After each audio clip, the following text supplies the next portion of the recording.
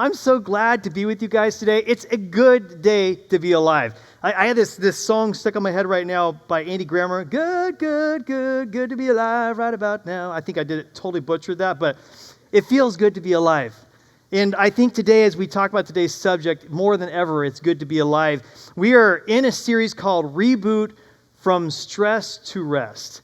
And in this series, we've taken each week a different topic that we say, if you work on this area in your life, on rebooting it and clearing things, cleaning the slate, starting fresh in this area, you will find yourself in a lot better position of rest and less stress in your life. I've really enjoyed this series.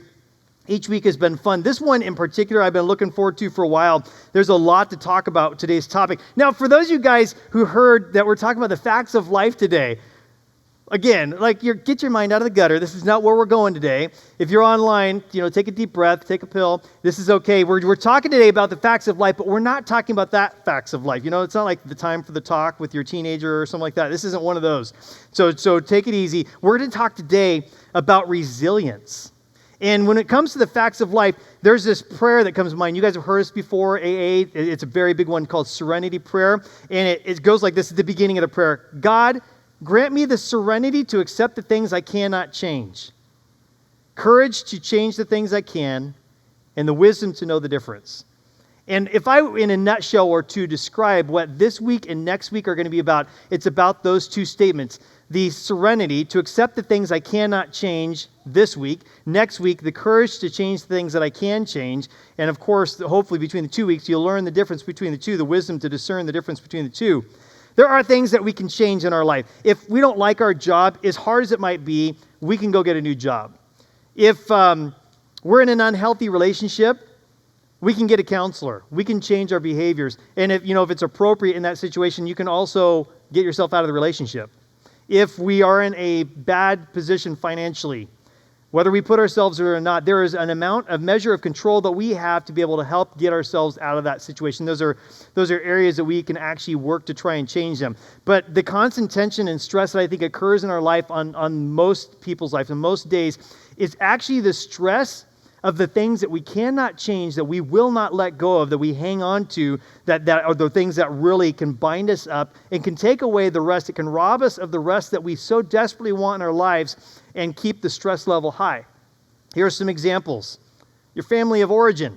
You didn't get to pick mom and dad. They are who they are. Your crazy uncle, he's your crazy uncle whether you like it or not. And so you're going to have to deal, like when, we're coming up with the holidays, Thanksgiving, Christmas.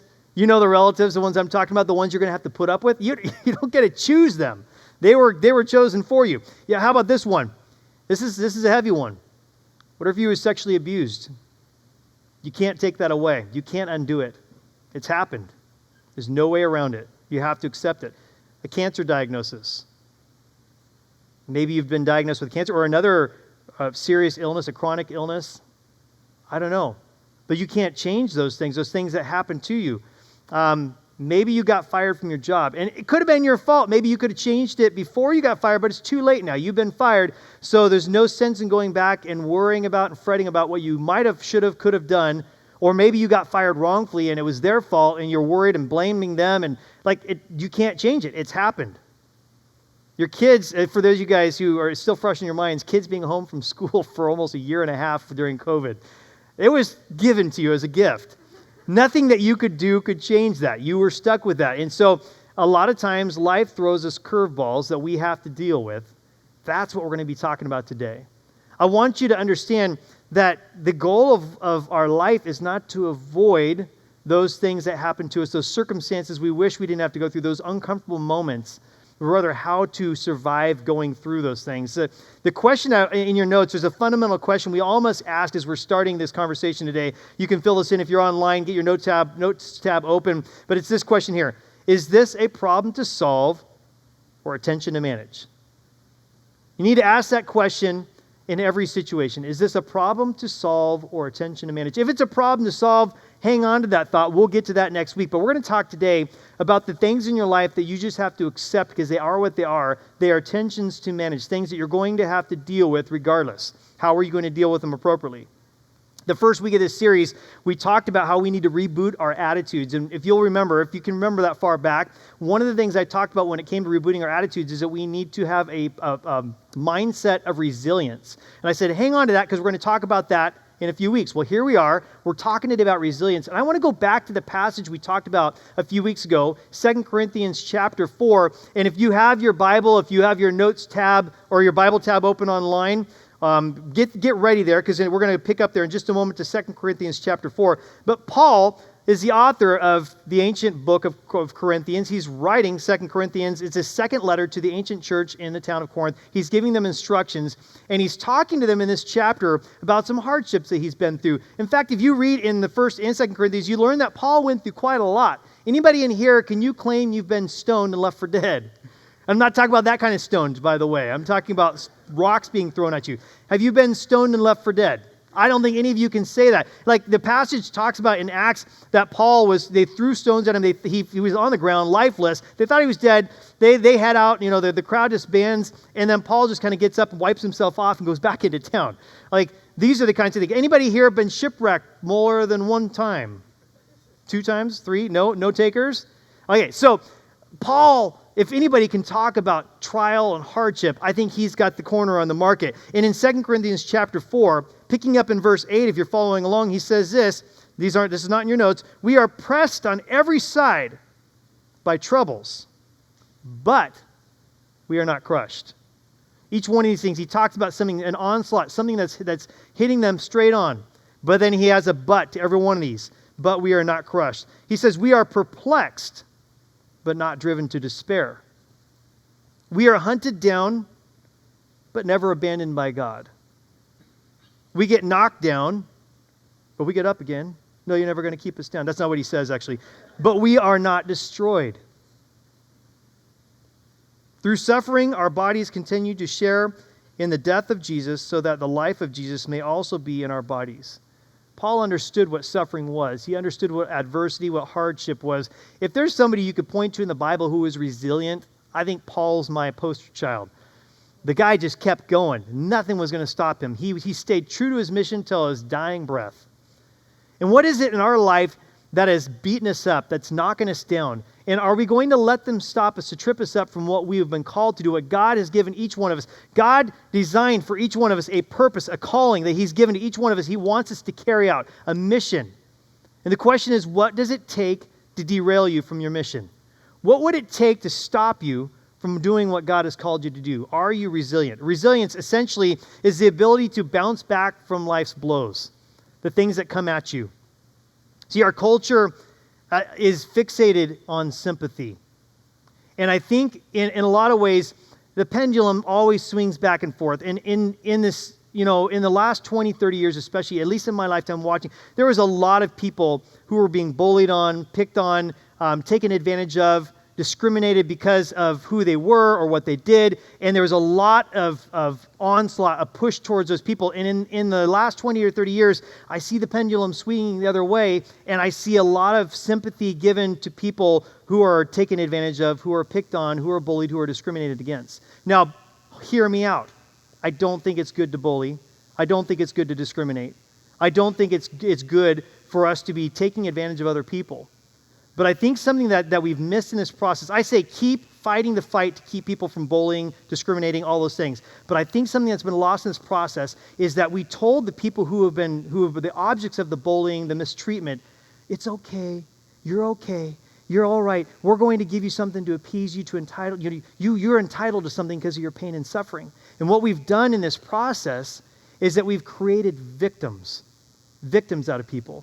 See, here's something I want you to catch. You may want to write this down, and this is not in your notes. You may want to write this down. You can be a victim or you can be a victor, but you cannot be both.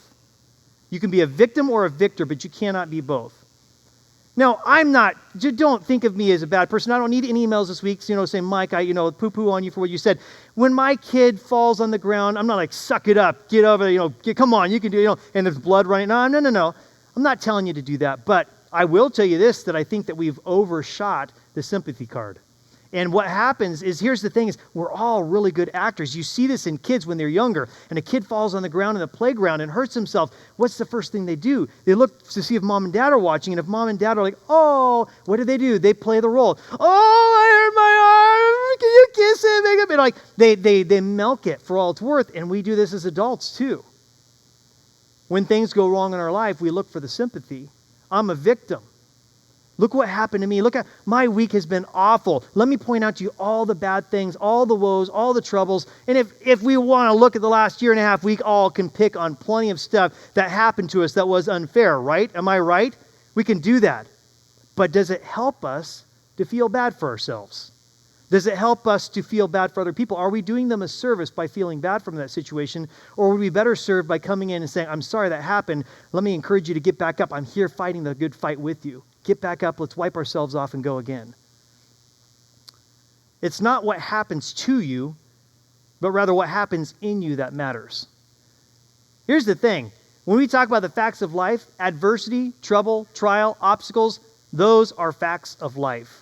You will not get around them. The goal of life is not to avoid as many of those things as possible, as much as your brain will try to convince you of that. We try so hard to make things as comfortable and easy as possible, the path of least resistance. And yet, the best thing for us in most situations is to face the adversity head on and go right into it. And the problem that we have is that when we avoid it and it catches us anyways, grabs us by the leg and pulls us down, we're like, I fell and hurt myself. Please show me sympathy. And we play the victim. But here's the situation that a victim creates, is a victim has no power to get themselves out of their own situation, because if you're the victim, it's somebody else's fault. You're not in control. But I would pose to you that if something happens to you, you do have control over the way you respond in that situation. That's what we're going to be talking about today. Today, if anything, is a spiritual or mental boot camp. We've all got little flagging to get. You know, boot camp for soldiers, when they, the men and women who go to serve, and they go to like I don't know how many weeks of boot camp they go through, and they're like, listen up, you maggots, suck it up.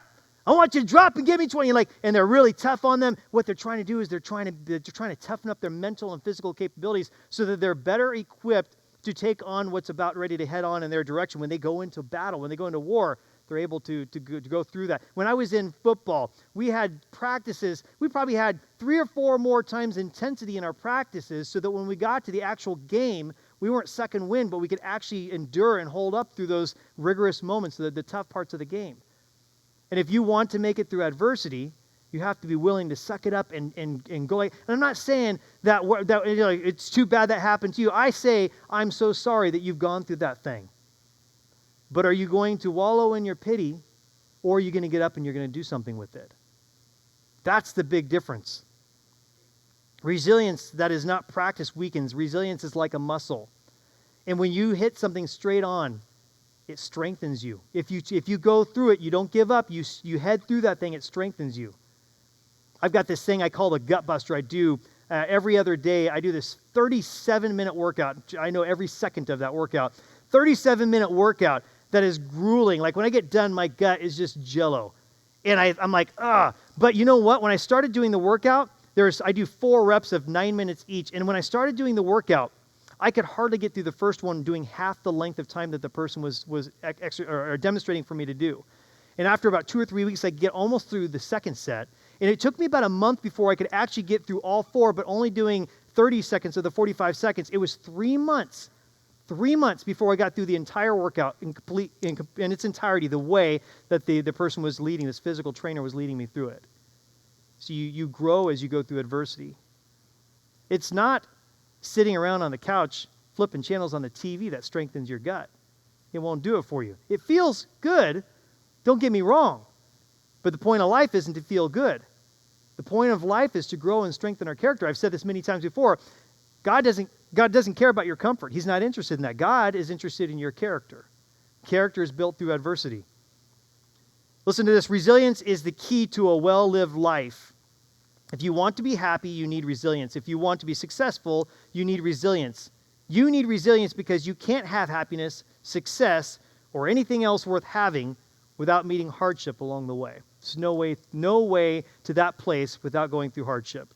Somewhere along the way, we got the idea that the key to success is to avoid difficult circumstances when the actual answer is to power through them.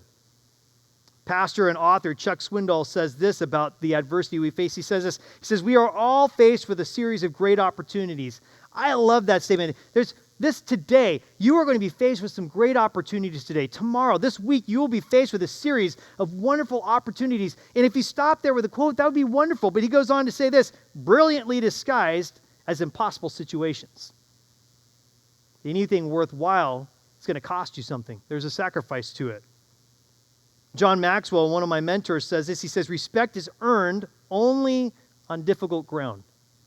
Think about any great person, any hero you look up to in life. I thought of in the last century and a half, Abraham Lincoln, Martin Luther King Jr., Mother Teresa, Nelson Mandela, Helen Keller, born blind and deaf. All these people, they faced major adversity in life. That is what they're known for, is how they overcame their adversity. Not how they led through good times, but how they led through bad times. In fact, thinking of Helen Keller, she said this, there is no such thing as a secure life. It does not exist in nature. Life is either a daring adventure or nothing. That's what life is. You see, pain is unavoidable. Hardship is inevitable. It's what we do with that determines our future. So today, we're going to dive into this idea of resiliency, and I'm going to go really quickly through 5 things that, usually I'm teaching you guys things that you can do to improve in a certain area or take steps towards a certain goal. Today, I'm going to give you 5 things not to do. 5 things not to do. If you want to develop resilience in your life, here's 5 things not to do. And before I give these, in your notes, you'll see one of the next steps is to take the resiliency quiz on the back side of your page. If you're online, scroll to the bottom. There's a link there, but there's a QR code for a resiliency quiz. Just for fun, take the quiz. I found this. It was actually very insightful, and it took me like 5 minutes to take it, and then it kind of spells out your score and kind of the areas of resilience that you need to grow in. But I encourage you to take the resiliency quiz just to see where you're at, then work on the things we talked about today and come back and take it again in 30, 60, 90 days or so down the road, see how you're growing. But here we go. Number 1, 5 things not to do. Number 1, don't sweat the small stuff. Don't sweat the small stuff. Did you know that worry is one of the biggest contributors to stress in our life? We're talking about how to reduce the stress in this series. Worry is one of the biggest causes of stress in our life. But did you know this? A study was done where they actually had a group of people write down all of their worries and then track them over the course of a period of time as to which ones came true and which ones did not. Get this, 92%, over 9 out of every 10 worry did not come to fruition. They were imaginable. They were made up in somebody's mind. They were not actual worries. Less than 1 out of 10 actually came true. Isn't that interesting? 92%. Look what Jesus says about worry. In Matthew chapter 6, verse 31, he says, so don't worry about these things, saying, what will we eat? What will we drink? And what will we wear? These things dominate the thoughts of unbelievers, but your heavenly Father already knows all your needs. Jesus is, in a way, I think he's kind of saying, suck it up here. Don't sweat the small stuff. And if I give you 2 things on this idea of don't sweat the small stuff, the first one is don't sweat the small stuff. The second advice I give you on this one, treat everything as small stuff.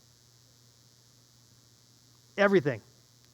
Everything is small stuff. Did you know, before you showed up here today, we prepare a pot with coffee in it for people who want to drink coffee. You may have noticed it wasn't ready this morning or it was gone when you tried to get some because someone, unbeknownst to them, turned the spigot on and filled their coffee up and then left it running and all the entire pot of coffee, 40 cups, drained out onto the floor. It's small stuff, guys. Small stuff. The team jumped into action with smiles on their face. We cleaned it up. We move on. Get over it. We could have got angry. We could have tried to hunt down the person who caused it and got mad at them, right? Anybody here a detective? Come see me afterwards. We could have easily gone a different route with that, but here's the thing. It's small stuff. You ever heard the phrase, don't cry over spilt milk? Let's treat everything as spilt milk. The biggest things in your life, you can overcome them. You can get past them. And the way you respond, the way you treat that situation, your perspective, the way you view things changes how you do things. And so you have to view everything as small stuff. You'll treat it as such, and therefore, when you take it on, when you try to attack that thing, you'll have a much better chance of actually making it through, of plowing through that. Here's the second thing to do. Don't take yourself too seriously. Don't take yourself too seriously. One of the movies that I enjoyed when I was growing up was Top Gun. Anyone watch Top Gun? There's a new one coming out this year, Top Gun Maverick. Top Gun 1986, the very opening scene of that movie has this guy by the name of Cougar. He's the best pilot on this aircraft carrier, and they're running exercises, and a MiG happens to lock him in on his radar and get missile lock, and they show him he's sweating, and he can't breathe. He's pulling his mask off because he's locked in. He's looking at his family. He's like, I can't, this is too much risk. And so Maverick, kind of the star of the movie, has to guide him safely back to the ship to get him back on the ship. He crash lands his plane, but actually doesn't kill himself, doesn't hurt himself. But he goes into the admiral on the aircraft carrier, and he turns in his wings. He said, I was holding on too tight. I've lost the edge. How many of you guys right now are hanging on too tight and you're losing the edge in your life? Don't take yourself too seriously. You need to relax. You need to release a little bit. I've been doing this throughout the series, but take a deep breath with me. Ready? Hold it. And release. Doesn't that feel better? We've got to relax. Don't take yourself too seriously. In fact, if you're here live, if you're online, you can do this in the chat, but turn to your neighbor and say, take a chill pill. And then if someone just said that to you, say, I was about ready to say the same thing to you. Take a chill pill.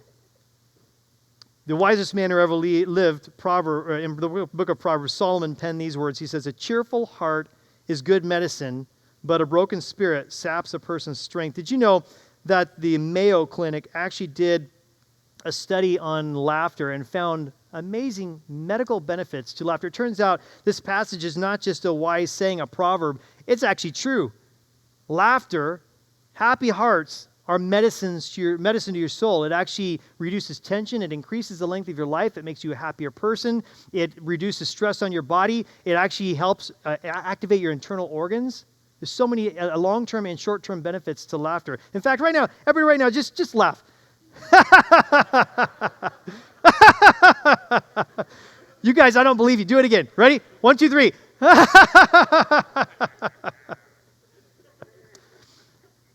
It releases endorphins in your body. It actually makes you a happier person. And we spend so much time being so serious and so worried about getting everything just right. You know, a little while ago, I have 2 daughters, 14 and 17 years old. A little while ago, I was calling in. I didn't even remember where I was calling, checking on a product at a store or something like that. I called up, and you know how you get on the phone, and it's a long, hold period? And so you start conversations with people in the room with you at the time. And so I'm on the phone on hold, standing in the kitchen and at the counter.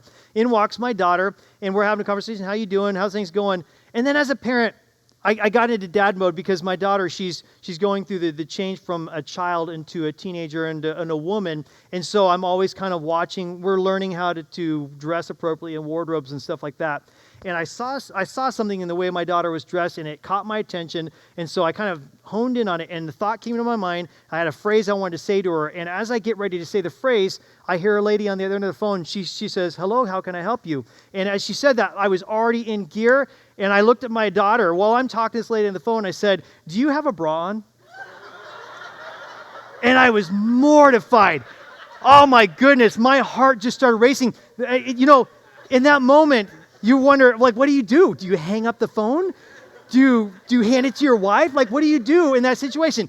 I just asked a lady on the phone. I just see, I wondered, maybe, sometimes you don't know if they heard you or not, because did you say it before they got on? But her response, just my heart sank. She said, excuse me?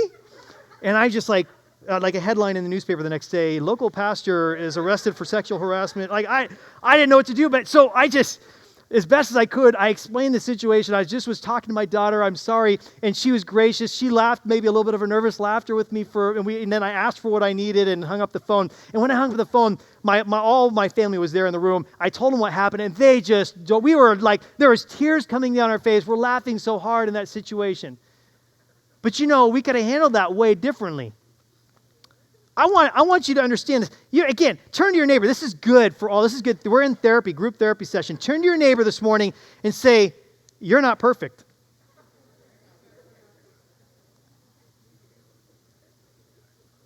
Here's the deal.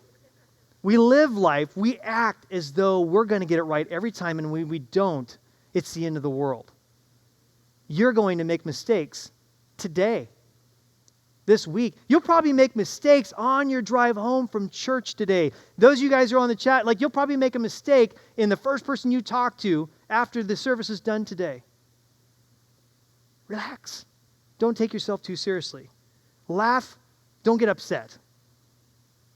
You know, we also fill our minds with things that I think put us in this mode. Watching the news.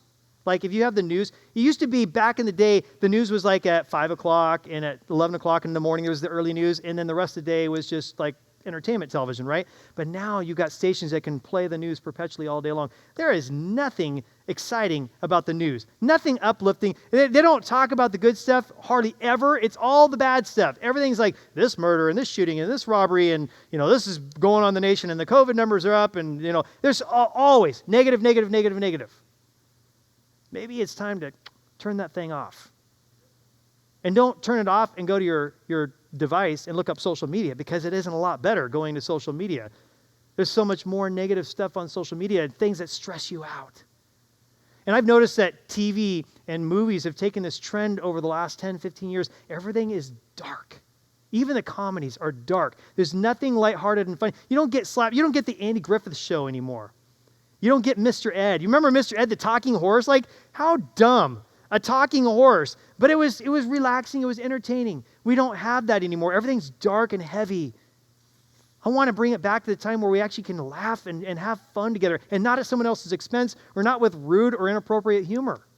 But we can actually just relax and enjoy the situations that we're in. Don't take yourself too seriously. It's said that Thomas Edison, I don't know if you knew this, but when he had this whole complex where he did all his inventions and the manufacturing plants where he manufactured stuff. And one night there was an explosion, and out of, I think, like 11 buildings, 6 of them caught fire.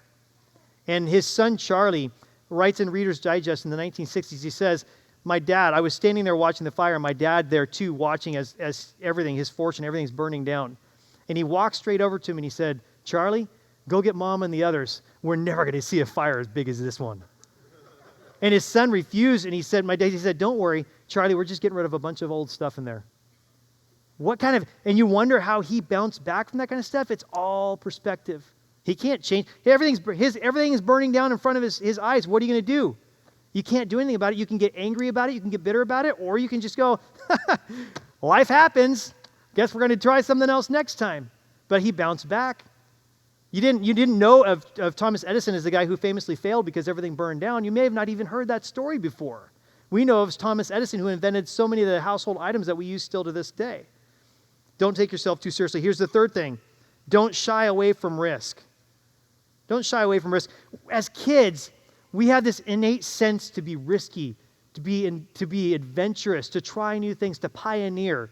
And you watch a child when they're learning to take their first steps and how they get up and they're kind of wobbly and then they fall, or they lose their balance, they fall down. Do they stay down? No. They get right back up and try it again.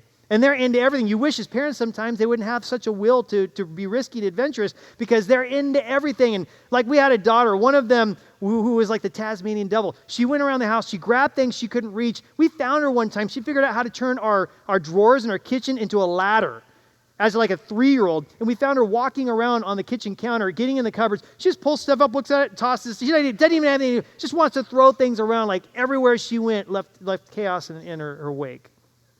The kids are adventurous. And we teach our kids to be cautious. I think maybe it has something to do with like the insurance industry and the money and the profit there, because honestly, if you do a risk assessment, the riskier it is, the more riskier it is on the money, right? And if an insurance company wants to make a wise investment, they want to minimize risk because they're able to make more profits in that scenario. But that's creeped into our lives, and we don't risk anything. We won't take chances on anything. To the point where our kids in classes won't raise their hand to ask a question because they're worried about what people might think of them. Oh, you're the one idiot that couldn't figure it out on your own? When honestly, every other kid in the class is probably wishing somebody else would raise their hand in the first place. My kids right now, having been home for the last year and a half and not being around other people, they've gotten really, really shy and cautious about meeting new people. And like they'll see somebody. I remember we were at the county fair this summer, and we saw someone. My daughter's like, "Hey, Dad, that's so-and-so." I'm like, "Oh, you should go over and say hi." And she's like, "Oh, no." I'm like, no, go say hi. Now, I was so proud of her because she actually did. She went over and started a conversation, and they hung out for a little bit.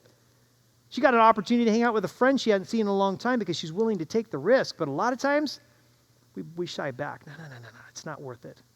And so our kids, they start out risky, And I think it also has to do with this fact, it's kind of like this poker principle. In poker, you're at a table with a lot of people, and you have a few chips, and you think you got a good hand. What are you most likely to do? All in. Because you know you got hardly anything to lose. It's kind of kids. And then when you start getting good and you start accumulating, you get a lot and you got a big pot, it's a little bit less tempting to go all in when you've got everything to lose. And we do this in our lives. We do this with our jobs. What if we lose our house? What if we lose all the things we've accumulated, our safety, our comforts, all the things that we're hanging on to for our own security, and we forget to be risk takers and adventurers? So we don't want to shy away from risk. Here's what Jesus said in Matthew chapter 25 about risk. He says in verse 24, he's telling a story, by the way, of 3 guys that were given money, bags of silver, by their master as he's going away on a journey. One was given 5, one was given 2, one was given 1 bag of silver, and the one with 5 bags of silver invested it and basically doubled it to 10 bags. And the one who had 2 bags doubled it to 4 bags. But the one who had 1 bag of silver, he was scared because he knew that his master was ruthless and he was a shrewd businessman, and he was afraid to disappoint, he was afraid to mess up, he was afraid to fail. And so he hid the bag and brought it back to the master when the master called on them to see how they had done with the investments. Here's what it says in verse 24 of Matthew 25. Then the servant with 1 bag of silver came and said, Master, I knew you were a harsh man, harvesting crops you didn't plant and gathering crops you didn't cultivate. I was afraid I would lose your money, so I hid it in the earth. Look, here is your money back. And he was very harsh on this guy who wouldn't invest the money. He said, you fool, you idiot. If you had just invested it in the bank, you would have at least gotten interest back at the bank account. But instead, you hid it away and it got nothing for me. He said, depart from me. And he gave the 1 bag to the one who had 10, because in the beginning of the story, he says he gave the 5 bags of silver. He said, I gave the bags to them according to their ability. So apparently the one with 5 bags had more ability. The second one with 2 bags had a little bit less ability, and then the one had the least amount of ability. And it was interesting that the one with the most went all in and doubled the investment. Same with the middle one, but that last one, he wouldn't do it. He wouldn't take the risk. So here's what Jesus says in verse 29. To those who use well what they are given, even more will be given, and they will have an abundance. But from those who do nothing, even what little they have will be taken away. What has God given you? That He never intended for you to hide it or to protect it, but He wants you to use it. He has a calling on your life, and He wants you to use what He's given you for His glory, to fulfill the purpose that He set out for you in your life. I warn you, just like Jesus warns in this one here, in this parable, if you hide it, you will lose it. God will give it to someone else who's more prepared and more ready to take the risk to go out and do what He's called them to. You have to be willing to take risks. Don't shy away from it. There's this Hungarian guy. I'll try to pronounce his last name. It's really crazy, but it's Mihaly Csikszentmihalyi. Mihaly Csikszentmihalyi. There's his name, so don't quote me on that, but that's what I got. He said this: of all the virtues we can learn, no trait is more useful, more essential for survival, and more likely to improve the quality of life than the ability to transform adversity into an enjoyable challenge. See your risks, see your adversities as challenges in your life. Hit them straight on. In fact, next step number 3, if you're following along with these every week and you're looking for opportunities to take action on what you hear in our messages, number 3 is this: I commit to taking at least 1 risk this week. And I'm not talking about 1 risk that you already had on your schedule that wasn't really risky, but to other people it might seem risky, but to you it wasn't. It was just normal. I'm saying something that you would maybe normally shy away from. It's a calculated risk. I'm not talking about being careless. You calculate the risk, but then you take one that you believe, especially if you feel God saying to you, and maybe you're in here in the room right now or you're online and you're like, I know God has been nudging me on something and I keep pushing it down. I keep justifying why I'm not doing it. And now as Pastor Mike talks about it, it's the thing that's coming to my mind. The thing you know God has called you to do, but you haven't done it because you didn't have the nerve. You couldn't bring up the guts to do it. Take that risk this week. A note, by the way, to parents, and we're going to leave this one and go to the next one. A note on parenting resilience. Parents, listen carefully to this. When we swaddle our kids in bubble wrap, keep red ink off their school papers to spare their feelings, rush to pick them up every time they fall, don't let them climb trees, and give them trophies for everything they do, we are setting them up for failure. You have to allow your kids to go through hard times, to fail, to make mistakes. to understand how to handle those things in life. Because here's the thing, whether they like it or not, they're going to face that in life. And if you've sheltered them their whole life and then sent them out into the world, you've done them a great disservice, because now they don't know how to handle adversity. They don't know how to handle failure or risk because they've never had to. You have to do it. Obviously in small doses. I'm not like saying go to the Grand Canyon and tell your 2-year-old run along the edge of the Grand Canyon. It's okay. Like, that's risky, but what? No. Calculated risks, be smart, responsible as parents, but allow your kids to fail, allow them to mess up, let them fall down, let them climb trees, let them take little adventurous risks that stretch them out of their comfort zone, even if you know they're going to get hurt, as long as it's, a safe hurt. Let it happen, because they learn so much in that process. They learn how to be resilient and to rebound from the things that life throws at them. Here's the fourth thing that you don't want to do if you want to be increasing your resilience. Don't try to do it alone. Why in the world would you go life alone? God designed us to be together, and I want to give you 3 things when I'm talking about don't do it alone that this applies to. Number 1, you need to plug into the source. Don't ever try to do life without God. Plug into the source. Number 2, stick together.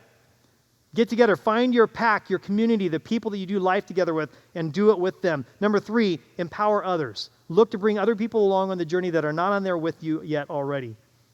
Let me go through each one of these individually.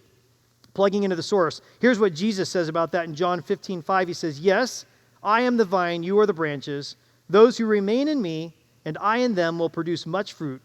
For apart from me, you can do nothing." You can't unplug from the source. It's like an electric car. You could plug it in at home, charge up that battery, but if you go on a drive and you don't plug it back in for a long time, you think everything's going great until the battery goes down to 0, and all of a sudden now you're pushing your car because you ran out of juice. And a lot of times in life, we feel like, I'm recharged, God's plugged, I'm plugged into Him, I got all the juice, energy I need, and we go out and we do life, we forgot to stay plugged into the source. We got to keep coming back to God. We got to plug in. We got to stay re-energized and recharged by plugging into Him. Here's the second thing. We talk about sticking together. We are really good in America at being Lone Ranger Christians. Like, we can do life by ourselves. I can follow God on my own. Guess what? Lone Ranger, even he had Tonto. And we try to do life by ourselves thinking that's a healthy, responsible way to do it, but it's not. We talked last week about community, so I'm not going to dive any more into that. Listen to last week's talk if you want more on that one. But the last thing is to empower others. You need to bring other people along on the journey. You know there is strength in numbers. There's strength in your community, but there's even more strength when you invite other people into the community. You build them up, and now there's more of you, and they're bringing other people along, and you continue to strengthen that community by building it up and getting more people to come on the journey. I think Paul said it best in 1 Corinthians when he said this. He said, "Imitate me as I imitate Christ." Follow me as I follow Jesus. I won't get it perfect. I'll mess up, but I'm going to do the best I can. And if you'll follow me, I'll take you on that journey to where we need to go. And always be looking for those people in your life that you can invite on the journey saying, follow me. Not because we're cocky, but because we're confident in who we are and who God made us to be, and we're doing the best job we can. And when we mess up, we point it out to them, say, not that one, don't follow that one. Come this way. Let's do it this way. Those are the 3 things we want to do to not do it alone. Here's the 5th thing that we want to do if we want to build resilience, and that is don't focus on the temporary. We are so fixated on immediate gratification, on the now, instant everything in our life. It's the Pop-Tart culture. At drive-through windows, if you'll look, they got like a clock in the window because they're counting it down to try and get you your food faster and faster and faster, because if it takes, God forbid, 90 seconds for them to prepare our meal, we get impatient and we start throwing a fit over it. What do they got going on inside there? Okay, they can't, competent. Why can't they get my food? Just throw a few burgers in a bag and get it to me. Like, we have no patience in our culture. We need everything right now. And we want to do a workout, but we want to see the results in less than a week. You're not going to get the 6-pack abs in 1 week. I'm just telling you. Think about this. How long did it take you to get rid of them in the first place, if you ever had them? It takes time. And you either pay now and play later, or you will play now and pay later. But here's the deal. If you choose to play now, if you choose instant gratification, you will always pay with interest, compounded interest later on. It is not pretty. It is not fun. And by the way, if you're tuned into playing now, you never get to the place where you're ready to pay later. It's always, no, let's play now on something else. No, put that one off. I want to play now on something else. You never want to actually, when the piper comes to take his payment, it's not fun.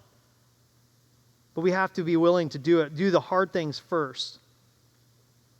Here's what, going back to 2 Corinthians 4, where we started out with Paul in verses 16 and 18. 16 through 18 rather, Paul says this, "That is why we never give up. Though our bodies are dying, our spirits are being renewed every day. For our present troubles are small and won't last very long. Yet they produce for us a glory that vastly outweighs them all and vastly outweighs them and will last forever. So we don't look at the troubles we can see now. Rather, we fix our gaze on things that cannot be seen. And get this, for the things we see now will soon be gone, but the things we cannot see will last forever." The things that matter most never come right away. And it's sneaky because in a lot of ways, when you spend time on the things that matter most and things are going well, and then you kind of drift away and start doing immediate gratification stuff again, you won't immediately see the benefits of the things you were deferring later. You won't immediately see them go away. They kind of fade off over time, just like they rose over time. If you stop working out and you got six-pack abs, you're not going to lose them in a week. Probably not even a month. It'll take time. But don't be deceived. There's damage happening. There's atrophy happening. And if you're not remaining resilient in this current situation, you will find yourself in a pickle later on in life. You have to be willing to defer the now for the future, because the things of now are temporary and will soon be gone. But the things that really matter, that will last forever, those things are out in the future. I want to give you one more. This is not in your notes, but a bonus not to do thing. A number 6. So if you're listening online, you're going to want to write this down. Bonus number 6 is this: don't give up. If you want to be resilient, don't give up. Go back to 2 Corinthians 4:16. That's what Paul starts out with in this phrase. He says, "That is why we never give up." Never give up. My mentor, John Maxwell, says, just because you're struggling doesn't mean you're failing. If you're struggling, it means you're still in the game. Remember what I said when we started today? It's a good day to be alive. Do you feel that? Do you honestly feel that? Do you realize that today is a good day to be alive? Because if you're struggling, you're still in the game. You have that to be grateful for. And God will use you in every situation, no matter how hard. And here's the funny things. The harder things are, and the more you go through the hard things, the easier it is to handle them. And you begin to actually find joy in spite of your difficult circumstances, and you begin to realize, like we talked about the very first week with attitude, that your circumstances do not determine your stress or your rest, your joy or your sadness. It's what's inside that counts. It's the way you approach those things. Steve Maraboli says, life doesn't get easier or more forgiving, we get stronger and more resilient. The caution there is the only way that is possible if we don't give up.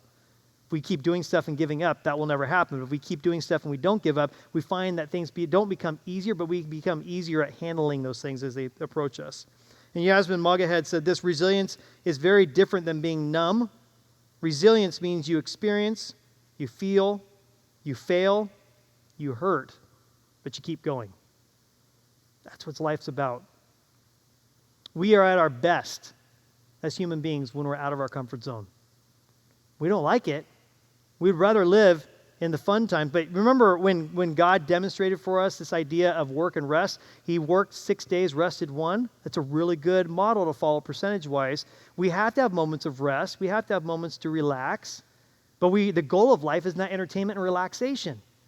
We spend 6 of those 7 days in the pain and the turmoil, in the obstacles. That's how we grow. That's how we get stronger. There's an author by the name of Seth Godin. Seth Godin wrote a book called The Dip. I got a little graph I want to show you on the screen here. This is the visual illustration, the premise of his entire book, that if you have a graph with results going vertically and effort going horizontally, that when you start out on doing something, that it becomes, at the beginning, it's easy to have a little bit of gratification, because when you start something new, there's this gratification that comes. There's the effort that you put in is paid out by results. And as you go up that curve, comes a point where you hit to the crest of that, and all of a sudden, you're putting in more and more effort, but the results seem to be going backwards. You see, it feels like you're failing. It feels like things are not going where they should be going. I want to put that graph back up on the screen here. When you get to the bottom, where the arrow that points to the bottom of the dip, this is where most people give up. This is where most people throw in the towel. Thomas Edison said this. He said, most people throw in the towel when they're about 90% of the way to the goal that they're trying to reach. Because we get there, we're like, all this effort and it's not paying off. I've been parenting my kids right for 3 years and they're a little hellion. I don't know what to do about it. I feel like I'm failing. So I might as well just give in anyways, because the people that down the street, my kids are just like theirs and they don't seem like they do or care anything about. No. You continue to do the effort. The results are coming. over the long haul, compound interest, it'll pay off. And you see at the top of that cycle there that when you put the results, there's a point where the momentum is so great, it's like it doesn't even take a lot of effort to put into this, and the results just keep climbing. That's true in our lives. So don't ever give up.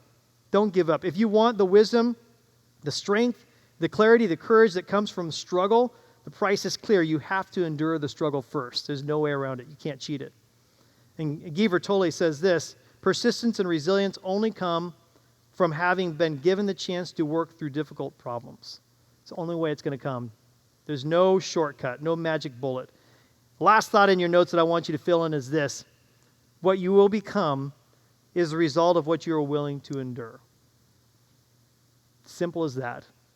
If you're willing to endure a lot, God will do great things through you. You look at any Bible hero in Scripture and that was successful, that God used in great ways, and you try to comprehend the amount of hardship that they endured to get where God used them. God will use you for sure, but you have to be willing to endure the hardship, to go through the obstacles, to go through the trouble, to power through it. You can't go around it. There's a story, again, my mentor, John Maxwell, he wrote a book called No Limits, and in this book, he closes out the book by talking about going and seeing this museum that there's this guy by the name of Mallory, I don't remember his first name, who was the first one to try and attempt to climb to the summit of Mount Everest. And he had tried once and they failed, second time failed, third time tragedy happened. An avalanche came and blew across their camp, and almost all of them lost their lives in that. And there was a time after this had happened where those who survived came together, and those who were a part of this whole expedition came together to celebrate what had been accomplished. And the guy who was kind of appointed the chief of this whole thing, he's addressing the crowd, and then he stops. He says, I'm going to address you, Mount Everest. He says, Mount Everest, you defeated us once. You defeated us twice. You even defeated us 3 times. But one day we will conquer you, because you are always going to say the same, but we are always growing. That is what resilience does in your life. But you have to be willing to go through it. You have to be mentally tough. If you struggle with this, if you're sitting right now going like, this is what Mike's saying, this is a tall order. Who are the people in your life who you can lock arms with and say, I'm struggling with what Pastor Mike was talking today? Can we form a group together and do this together? Can we hold each other accountable? Can we be there to encourage each other, to help each other when it's tough? Because, my friends, if we're able to go through this, we will continue to grow, but the adversity, it doesn't get any different. It's there, it's stationary. As we conquer that one, though, guess what? Mount Everest may not be the tallest mountain God has you climb. If you conquer that one, God may think that you seem fit to be able to handle a larger mountain in your life. But that mountain will never get any tougher to climb. You just have to grow in strength and in character and resilience to be able to make it to the top. But God will use you if you're willing to be used by Him.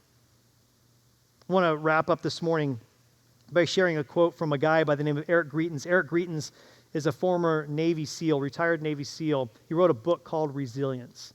And in this book, he says this: the first step to building resilience is to take responsibility for who you are and for your life. It's the only way. Take responsibility for who you are and for your life. Interestingly enough, next week as we wrap up this series, we're going to be talking a lot about responsibility. Out of all of the weeks we've talked in this series, I've been looking forward to week 5. I want to encourage you, if there's anything you do, move heaven and earth to make sure that you are here. If you're online, to make sure you listen and you tune in. Because what I have to share with you next week, I think will be groundbreaking and monumental in your life and in mine. So please don't miss out. Make sure you're here for that as we wrap up our series. If you're listening online, if you're here with us in person, and you've never made a decision to follow Jesus, to surrender your life to Him, to say, God, I believe in you. I believe in the claims in Scripture that Jesus died on a cross for my sins so that I could have a relationship with you. And today, for the very first time, I want to accept that gift of salvation that you offer into my life. We talked earlier about don't shy away from risk. What could be riskier than to surrender your entire life over to a being you're not quite sure if they're really there or not? It's a risky decision, but I can tell you from having been on the other side of that, it'll be the best decision that you will ever make with your life. And if you're today in that position, can I invite you, can I implore of you, please take that risk, take that step out. and see what God will do in your life. He will build a life of resilience in you if you allow him to. But you have to take that first step. And if that's you this morning, I'm going to say a quick prayer. As I say that prayer out loud, I invite you in your own heart to say this prayer silently as a way of saying, God, I accept you into my life. I acknowledge who you are. I want you to build a life of resilience in me. So from this day forward, I'm handing my life over to you. I surrender control to you as best as I know how. I'm going to follow what Scripture teaches that you want me to do with my life. I believe you have a unique calling on my life, and I want to fulfill that. So if that's you, as we all bow our heads right now, would you pray these words with me? Dear Jesus, thank you for saving me. I believe in you, your life, your death on the cross, and ultimately your resurrection. God, I recognize my shortcomings, my brokenness, that I'm incomplete without you. So today, God, I ask you to forgive me of my sins. Come into my life today. Fill me with your Spirit and your presence. Lead me and teach me to follow you. I ask this in your name. Amen. As Jessica's coming up here, let me encourage all of you guys this week, step into this. Take these 5 things to heart, and that 6th bonus one, take these to heart this week. Put them into practice and watch how God works in you. And watch how the stress melts away. Thank you.